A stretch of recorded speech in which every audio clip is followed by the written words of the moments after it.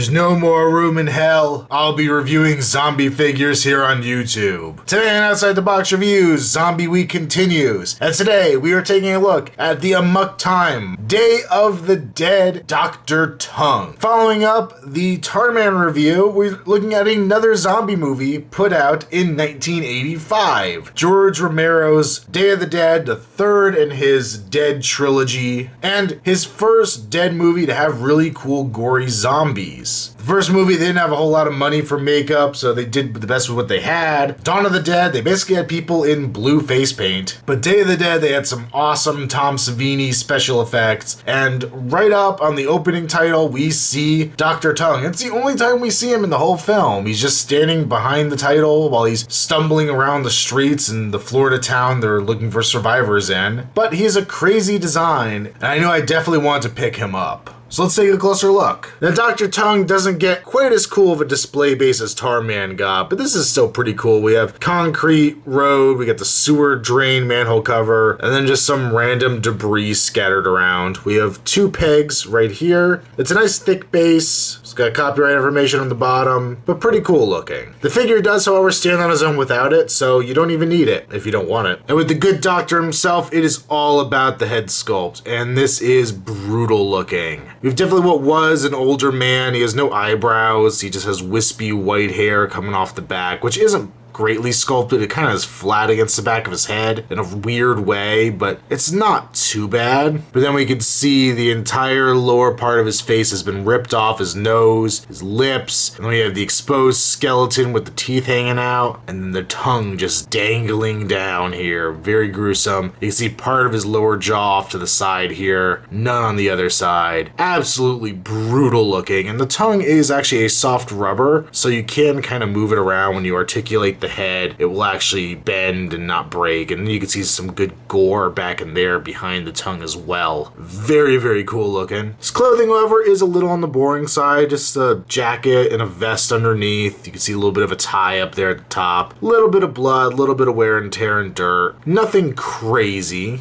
The back even less so. I'm not a big fan of the way they sculpted the damage on the hands. The hands themselves are fine, but this kind of bright red they put on there looks like he's a little fresher than the rest of the body. It's a little too bright red. And even his other hand doesn't go quite that far. A little more muscle, tendony looking stuff going on there. The jacket is kind of a softer rubber, but you really can't do much with it. It's pretty much stuck at the pose it's in. And he has his black slacks going down here, very dirty at the bottom, which I do appreciate. And then we have his dirty dress shoes, which are decently detailed. For articulation, we have a swivel at the head, so you can move that side to side, no up and down or anything. We have swivel cuts at the shoulders, they can move forward and back, and they have a mid-bicep swivel. You can also rotate the hand, and we can rotate at the waist just barely. And overall, I really like Dr. Tongue. I think he's a really good sculpt. The base on him's decent. The paint work is very good throughout, despite being just a little boring, but the character himself was just a little boring. Outside of that crazy head. That's where you want all the attention, and that's where it focuses. And I'm really glad I picked this one up. I'm gonna give him a recommendation. Amok Time has also done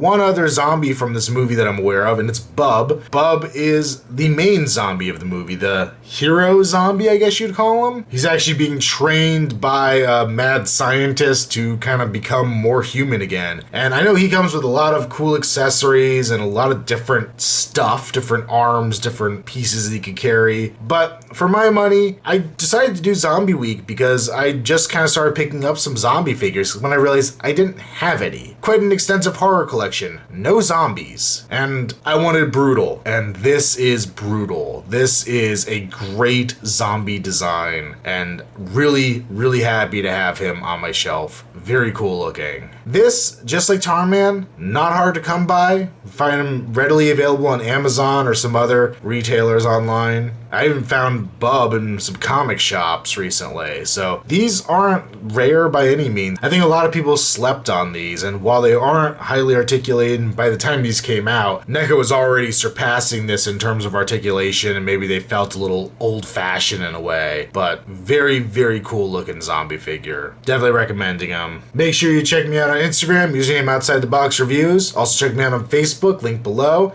and until next time, it's been another Outside the Box review. Stay tuned tuned for the rest of the week as Zombie Week continues.